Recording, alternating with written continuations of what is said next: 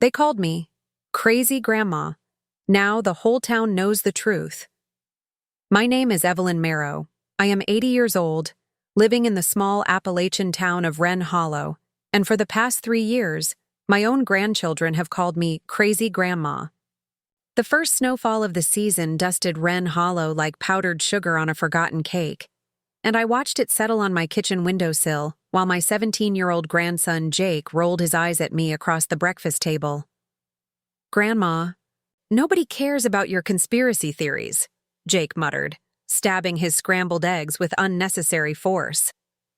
"The mine closed because the coal ran out. End of story." 15-year-old Sarah snickered from behind her phone. "Yeah, Crazy Grandma. Maybe focus on reality for once?" The nickname stung every time, though Evelyn had learned to hide the pain behind a weathered smile. At 80, she'd grown accustomed to being dismissed, but it hurt most coming from her own blood. These children, her late daughter's children, who'd been living with her since the car accident 3 years ago, saw only a batty old woman who talked to herself and kept newspaper clippings in shoeboxes. They didn't know who she used to be. The Blackwood Mining Company didn't just close because the coal ran out, Evelyn said quietly, pouring herself another cup of coffee. Her hands trembled slightly, not from age, but from the weight of secrets she'd carried for 40 years. They closed because someone wanted them closed, and now they're back. Jesus, Grandma. Jake pushed back from the table. "Can we please have one normal morning without you going on about the Blackwoods? They're ancient history. Ancient history. If only he knew how recent that history had become." 3 weeks ago, Evelyn had noticed the black SUVs parked along Miners Road, their tinted windows reflecting the autumn light like dead eyes. She'd seen the men in expensive suits walking the old mine property, pointing and nodding as if they owned the place. Which, technically, they probably did again. She'd also noticed other things. The way her mail sometimes arrived already opened, the soft creak of footsteps on her porch at night, the feeling of being watched whenever she walked to Henson's general store. But when she'd mentioned these observations to Jake and Sarah, they'd exchanged that look, the one that said, "There goes Crazy Grandma again." After the kids left for school, Evelyn climbed the narrow stairs to her attic office, each step a small victory over arthritic knees. The room hadn't changed much since 1983, when she'd written her last newspaper article. Filing cabinets lined the walls, stuffed with documents and photographs that had once made her the most feared investigative journalist in 3 counties. The Pulitzer Prize nomination letter still hung in its frame, though the glass had cracked years ago. Beneath it sat her old Royal typewriter, its keys worn smooth by countless hours of hunting and pecking for truth. Evelyn pulled out a thick manila folder labeled Blackwood Mining, 1982-1983, and spread its contents across her desk. Photographs of cave-ins that had been covered up, testimonies from miners who'd developed black lung disease and been denied compensation, financial records showing bribes paid to county commissioners and state senators. And at the center of it all, a single photograph that had cost her everything: Byron Blackwood Jr., shaking hands with Judge Harrison Crenshaw, a briefcase full of cash visible between them. The article she'd written about that photograph had destroyed both men's careers. It had also destroyed hers. The Blackwood family had used their remaining influence to brand her a fraud, a troublemaker, a woman who'd fabricated evidence to sell newspapers. By the time independent investigations proved her right, the damage was done. She'd been forced to leave her job at the Charleston Gazette, and no other paper would hire her. But now, the Blackwoods were back, and Evelyn had a terrible feeling she knew why. The phone rang, interrupting her thoughts. The caller ID showed a number she didn't recognize. "Mrs. Marrow?" The voice was young, female, nervous. "This is Jenny Watts from the County Health Department. I was wondering if we could meet. There's something I need to tell you about the water quality tests we've been running." Evelyn's blood chilled. "What kind of something?" "Not over the phone." Can you meet me at the old covered bridge tonight at 8? And Mrs. Marrow, please don't tell anyone about this call. After Jenny hung up, Evelyn sat staring at the photograph of Byron Blackwood Jr. His son, Byron III, would be in his 50s now, old enough to want revenge, rich enough to make it happen. That evening, as Jake and Sarah bickered over homework at the kitchen table, Evelyn announced she was going for a walk. In the dark? Sarah looked up from her algebra. Grandma, you're 80. You could fall and break a hip.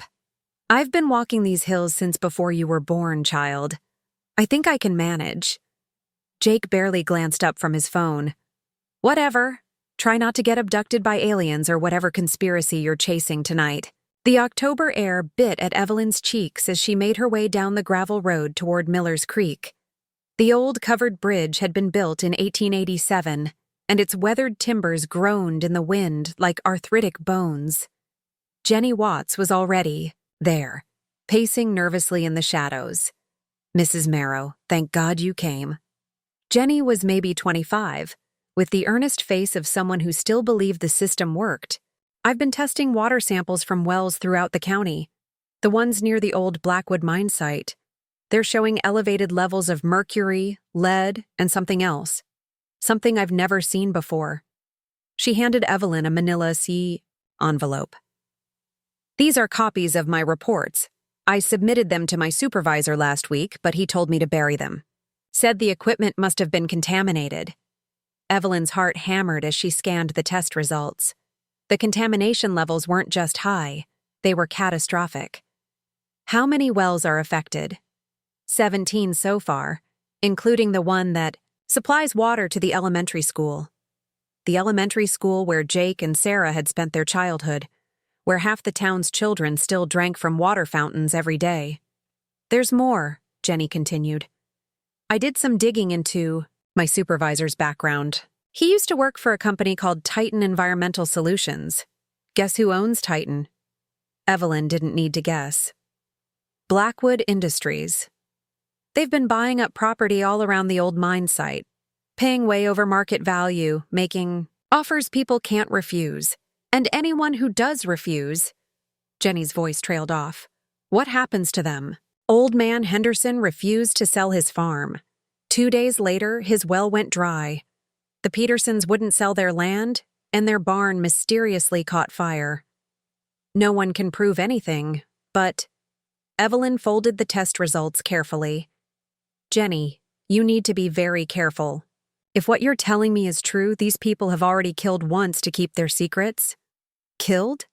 Mrs. Marrow, I think you might be what? Crazy? Evelyn's voice sharpened. 40 years ago, I exposed the Blackwood family for bribing judges and covering up mining disasters. It cost me my career and my reputation, but it was true. Every word. And now they're back, and they're poisoning our water supply. So tell me, Jenny, am I crazy, or am I the only one willing to see what's happening? Jenny stared at her for a long moment.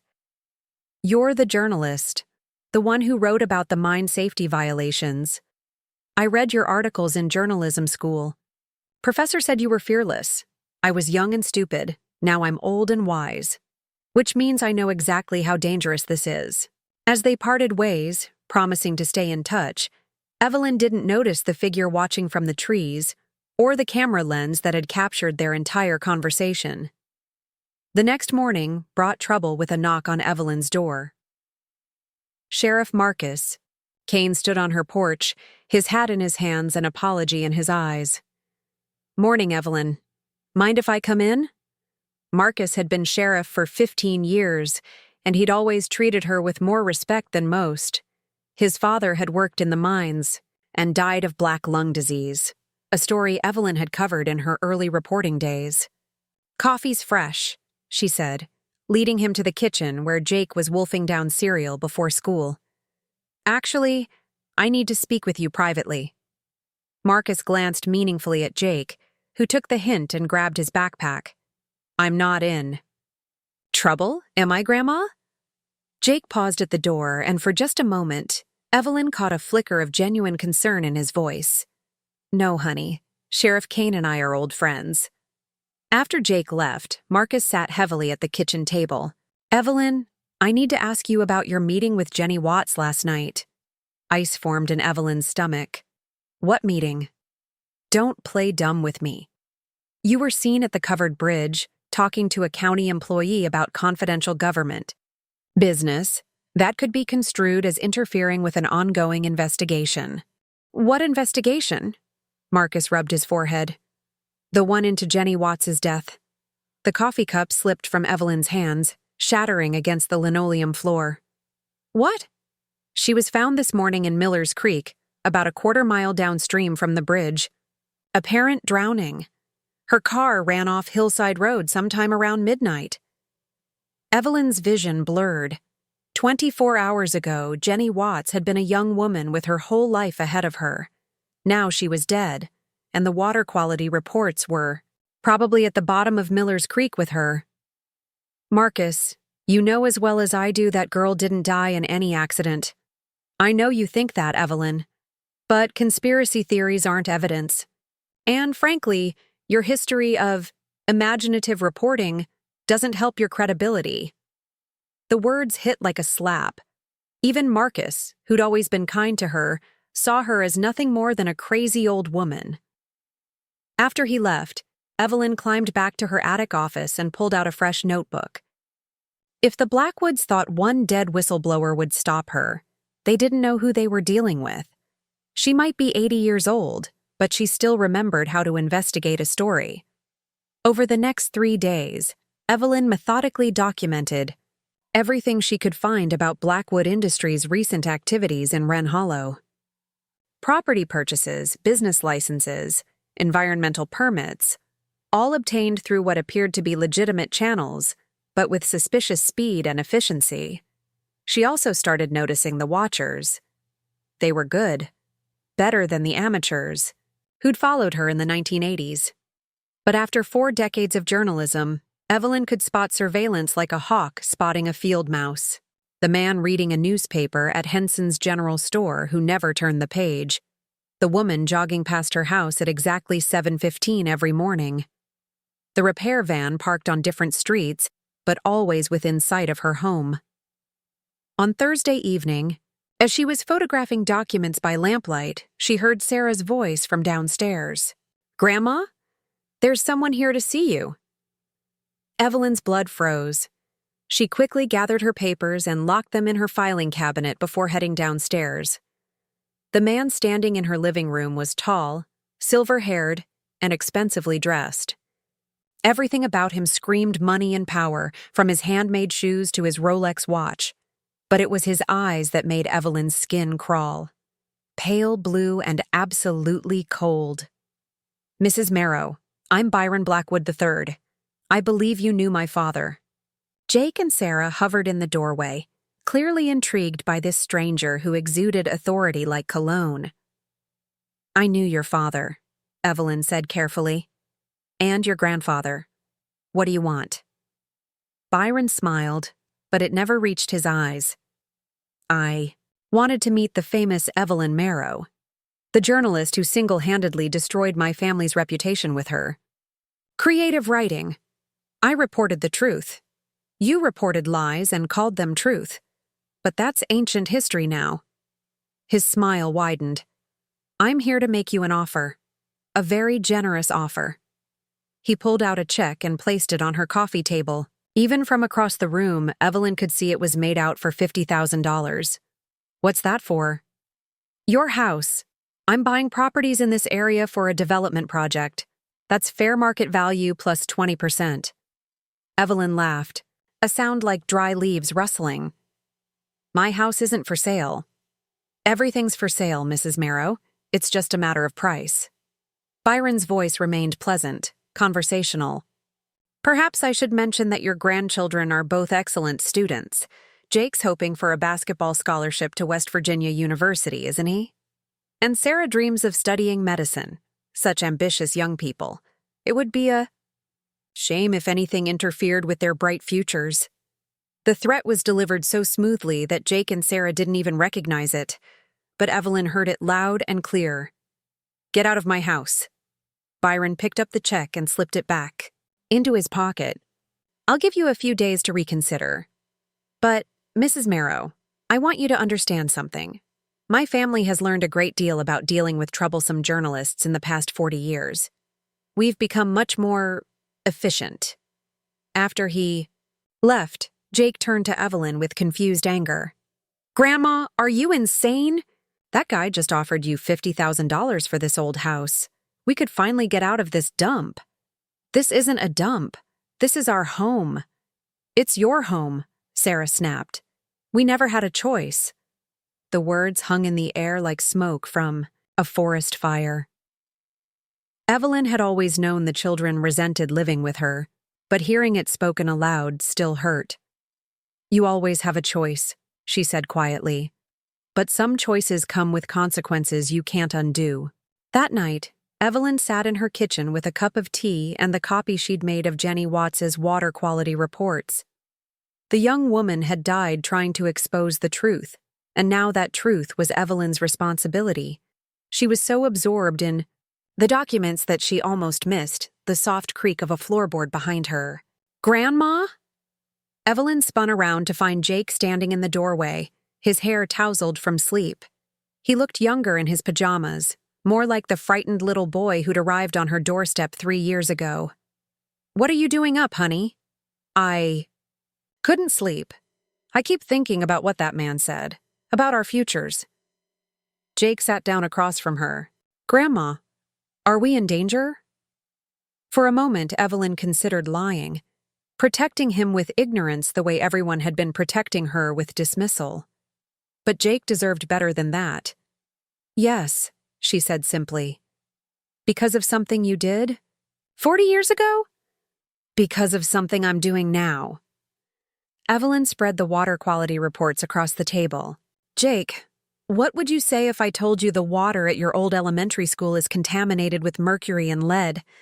That children are being poisoned every day they turn on the drinking fountain?" Jake studied the reports, his young face growing grave. "I'd say that's horrible. But Grandma, how do I know these are real? How do I know you didn't make them up like people say you made up those stories about the mine?" The question cut deep, but Evelyn couldn't blame him for asking it. "The woman who compiled these reports died 3 days ago. Her car went off the road right after she gave them to me. You think she was murdered?" "I know she was murdered. Just like I know the Blackwood family is poisoning this town's water supply to force people to sell their land. And I know that if I don't stop them, more people are going to die." Jake was quiet for a long time, staring at the reports. Finally, he looked up at her with new eyes. "How do we stop them?" The word "we" hit Evelyn like a benediction. For the first time in 3 years, her grandson was looking at her not as crazy grandma, but as family. "Very carefully," she said. Over the next few days, Jake became Evelyn's unlikely partner. While she couldn't move around town without being watched, a 17-year-old basketball player could go anywhere without raising suspicion. He photographed property deeds at the courthouse, eavesdropped on conversations at the diner, and used his smartphone to research Blackwood Industries' corporate structure. Sarah remained skeptical, but Evelyn caught her listening at doorways. When she and Jake discussed their findings, the picture that emerged was chilling. Blackwood Industries hadn't just returned to Wren Hollow. They'd been systematically infiltrating the county government for years. The Planning Commission, the Water Authority, the Environmental Inspection Office, all had been quietly stacked, with Blackwood employees or allies. But the real shock came when Jake discovered that Blackwood Industries had recently purchased a majority stake in the company that manufactured the county's voting machines. "Grandma, the next county commissioner election is in 2 weeks. If they control the voting machines, they can install whoever they want in office," Evelyn finished, "including commissioners who will approve their mining permits and ignore environmental violations. It was a conspiracy 40 years in the making, and it was almost complete." That evening, as Evelyn was cooking dinner, she heard car doors slamming in her driveway.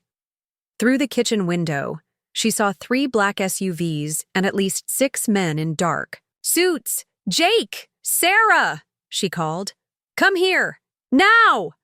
The children rushed into the kitchen just as someone began pounding on the front door. "Mrs. Marrow! Open up! Wren Hollow Sheriff's Department!" But it wasn't Sheriff Kane's voice. "The back door," Evelyn whispered. "Go to the Hendersons' house and call—" The front door exploded inward with a crash of splintering wood. Men in tactical gear poured into the house, their weapons drawn. Nobody. "Move! Hands where we can see them!" Jake stepped protectively in front of Sarah, his young face pale but determined. "What's your warrant?" One of the men, tall, broad-shouldered, with dead eyes, smiled coldly. "Smart kid, but this isn't a legal arrest." Evelyn's blood turned to ice. These weren't police officers. They were mercenaries, and they were here to make her disappear. "Let the children go," she said. "Your quarrel is with me." "Our quarrel is with anyone who threatens our employer's interests. And unfortunately, your grandchildren have become quite involved in your little investigation." The man gestured to his companions, who began systematically trashing the house. Drawers were pulled out and dumped, furniture overturned, papers scattered like autumn leaves. "Where are the documents the Watts woman gave you?" "What documents?" The man backhanded her across the face, sending her stumbling against the kitchen counter. Jake lunged forward with a roar of rage, but 2 men grabbed him and forced him to his knees. "Leave him alone," Sarah screamed. "The documents, Mrs. Marrow. We know you have copies of the water quality reports." Evelyn tasted blood on her lip. "Even if I had them, it wouldn't matter. Jenny Watts is dead. Her supervisor buried the original reports. You've won." "Not quite. There's still the matter of your reputation for causing trouble.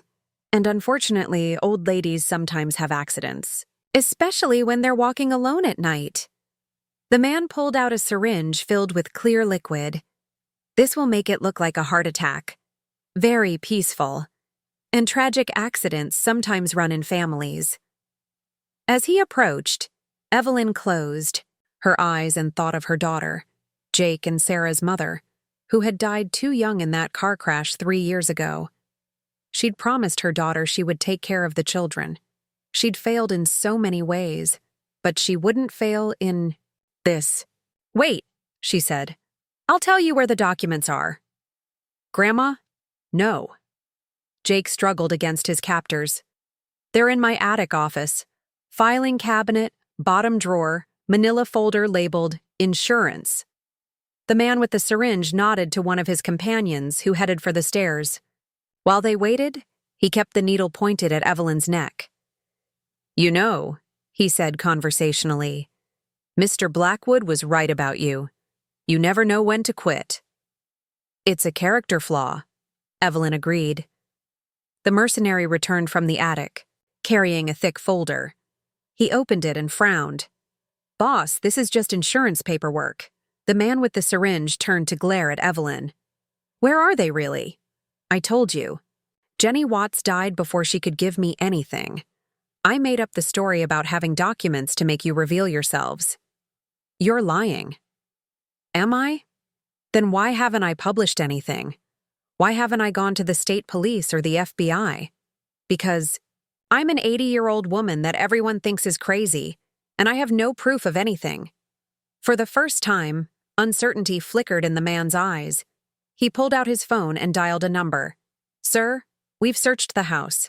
There are no documents?" "Yes, sir, I understand." He hung up and looked at Evelyn with something that might have been respect. "Congratulations, Mrs. Marrow. You've convinced my employer that you're harmless, which means we don't need to kill you." His smile turned predatory. "We just need to make sure you stay harmless." He grabbed Sarah by the hair and pressed the syringe to her neck. The 15-year-old whimpered in terror. "This is how it's going to work. You're going to sit in this house and keep your mouth shut. If you cause any more trouble, if you so much as write a letter to the editor, we'll come back for your granddaughter. Do you understand?" Evelyn nodded, her heart breaking as she watched Sarah's terrified face. "Good." And just to make sure you remember. He nodded to one of his men, who picked up Jake's laptop computer and smashed it against the wall. No more amateur detective work. After they left, the three of them sat in the wreckage of the living room, too shaken to speak. Finally, Sarah broke the silence. Grandma, I'm sorry. For what, honey? For calling you crazy, for not believing you. Tears streamed down her face. You were trying to protect the town, and I thought you were just old and confused. Evelyn pulled her granddaughter close. You had every reason to think that. Everyone in town thinks I'm crazy. But you're not, Jake said quietly. You're the sanest person I know. And you're right about the Blackwoods. They're poisoning people and they're going to get away with it because nobody will listen to the truth. They're going to get away with it because I'm an 80-year-old woman with a destroyed reputation and no evidence, Evelyn corrected, but there might be another way. Over the next week, as they cleaned up the house and tried to return to normal life, Evelyn began to formulate a plan. She couldn't investigate openly without putting the children at risk, but there were other ways to fight corruption. Democracy, she told Jake one evening as they sat in the rebuilt living room. It's not perfect, but it's the best weapon ordinary people have against the powerful. You mean the election? I mean the election. If Blackwood Industries controls the voting machines, they can install their puppets in office. But what if the voting machines mysteriously malfunctioned on election day? Jake stared at her. Grandma, are you talking about election fraud? I'm talking about preventing election fraud. There's a difference. How? Your generation understands. Computers better than mine. Is there a way to crash a voting system without leaving fingerprints? Jake was quiet for a long time. Maybe, but it would be incredibly dangerous, and probably illegal. Everything worth doing is dangerous, and sometimes illegal is the only moral choice. The next morning, Sarah surprised them both by sitting down at the breakfast table with a notebook full of names and addresses. What's that? Evelyn asked. I've been thinking about what you said, about democracy being our weapon. Sarah's voice was stronger than Evelyn had heard it in years. If we can't prevent election fraud, maybe we can expose it. I made a list of everyone in town whose water might be contaminated. If we could test their wells privately. We can't afford private water testing, Jake pointed out. But the high school chemistry lab can test for heavy metals. My AP chemistry teacher, Mr. Rodriguez, has been complaining about budget cuts. Maybe he'd be interested in a real-world research project. Evelyn felt a surge of pride. Her granddaughter was thinking like an investigative journalist. That's brilliant, Sarah. But we'd need water samples from at least a dozen wells to establish a pattern. Leave that to me, Sarah said with a smile that reminded Evelyn of her daughter. Nobody suspects a 15-year-old girl of being a dangerous investigative reporter. Over the next 10 days, Sarah and several of her classmates collected water, samples from wells throughout the county, under the guise of a science fair project. Jake used his computer skills to research voting machine vulnerabilities, while Evelyn compiled a list of newspaper editors and government officials who might listen if they had enough evidence. The water test results were even worse than Jenny Watts had indicated. 23 wells showed dangerous levels of contamination, including the one that supplied water to the elementary school, the middle school, and half the residential neighborhoods in Wren Hollow. This is genocide, Sarah whispered as she stared at the test results. They're poisoning children. This is business, Evelyn corrected grimly. The Blackwood family has never cared who gets hurt as long as they make money. On the Friday before the election, Jake made his move on the voting machines. Using techniques he'd learned from YouTube videos and hacker forums, he infiltrated the county's election system and planted a virus designed to crash the machines exactly 30 minutes after the polls opened. It'll look like a system malfunction, he explained to Evelyn and Sarah. They'll have to use paper ballots, which are much harder to manipulate. And if they trace it back to you, they won't. I used a dozen proxy servers and someone else's Wi-Fi network. That night, as they prepared for what might be their final gambit, Sarah asked the question that had been haunting all of them. "Grandma, what if this doesn't work? What if we expose everything and nobody cares?" Evelyn looked at her grandchildren, really looked at them.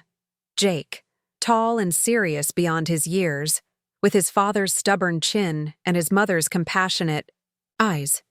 Sarah, brilliant and brave, inheriting the family talent for asking difficult questions. "Then at least we'll know we tried," she said. "Sometimes that's all you can do. Try, and hope that truth is stronger than money." Election day dawned, gray and cold, with a bitter wind that rattled the windows and scattered dead leaves across the streets of Wren Hollow. Evelyn, Jake, and Sarah went to the polls together, and Evelyn felt a flutter of nervousness as she marked her ballot for county commissioner. At exactly 7:30 a.m., Jake's virus activated. The voting machines crashed simultaneously across the county, their screens flickering to blue before going dark. Election officials scrambled to implement backup procedures, but it took nearly 3 hours to distribute paper ballots to all the polling stations. During those 3 hours, word began to spread through Wren Hollow like wildfire. Sarah and her classmates had spent the morning posting water test results on every social media platform they could access, along with photocopies of property records showing Blackwood Industries land purchases. By noon, a crowd had gathered outside the courthouse demanding answers about the water contamination. By 2 p.m., news vans from Charleston and Huntington had arrived. By 4 p.m., state environmental inspectors were on their way to Wren Hollow with testing equipment. But the real shock came at 6 p.m., when the paper ballot votes were counted. Every single Blackwood-backed candidate lost by overwhelming margins. "It's a landslide," Jake breathed as they watched the results on the evening news. "A complete repudiation." "It's democracy," Evelyn corrected. "It's what happens when people learn the truth." The next morning brought a parade of visitors to Evelyn's house. State investigators, EPA officials, reporters from newspapers across the region, all wanting to hear her story and examine her evidence. Sheriff Kane arrived around noon, this time with his hat in his hands and genuine remorse in his eyes. "Evelyn, I owe you an apology. A big one." The state boys found enough evidence at the Blackwood mining site to file criminal charges for environmental violations, conspiracy, and— He paused, his voice heavy. "Murder." They found Jenny Watts's car at the bottom of Miller's Creek. The brake lines had been cut. What about Byron Blackwood III? Arrested this morning at his hotel in Charleston. Apparently, he's been running a multi-state operation, buying up mining properties and eliminating environmental oversight through bribery and intimidation. You were right about everything. That evening, as the media circus finally began to wind down, Evelyn sat on her porch with Jake and Sarah, watching the sunset paint the mountains gold and red. "So what happens now?" Sarah asked. "Now the cleanup begins," Evelyn said. "The contaminated wells will be sealed, new water systems will be installed, and the people responsible will face justice. It'll take years, but it'll happen." "I mean, what happens to us? To our family?" Evelyn looked at her grandchildren, no longer children really, but young adults who had faced corruption and danger with courage that would have impressed any seasoned journalist. "Now we go forward," she said. "Together, as family should." Jake nodded toward the manila envelope on the porch table, a job offer from the Charleston Gazette, asking Evelyn to write a weekly column about investigative journalism and civic responsibility. "You're going to take it, aren't you?" The newspaper. "Job? I'm considering it, but only if my research assistants are willing to help." Sarah grinned, the first truly happy expression Evelyn had seen on her face in months. "Research assistants? Every good journalist needs a team. Someone who understands science, someone who understands technology, and someone old enough to remember that the truth is worth fighting for, no matter how crazy it makes you look." As the stars began to appear in the darkening sky, Evelyn thought about the long journey that had brought them to this moment. 40 years of exile, 3 years of being dismissed as crazy grandma, and now, finally, vindication. But more than that, she had something she'd thought she'd lost forever: family who believed in her and a purpose worth living for. The next morning, she would call the Charleston Gazette and accept their offer. She would begin writing her column, telling the stories that needed to be told, and asking the questions that needed to be asked. And she would never again let anyone call her crazy without showing them exactly how sane an 80-year-old investigative journalist could be. The town of Wren Hollow had learned the truth about Evelyn Marrow. But more importantly, Evelyn Marrow had learned the truth about herself: that age had not diminished her power, but refined it, and that the respect of her grandchildren was worth more than any prize or recognition the world could offer. In the Mao, and, she thought as she drifted off to sleep in her own bed, in her own house, surrounded by her own family, that was the only truth that really mattered. The war against corruption would continue. But tonight, the good guys had won.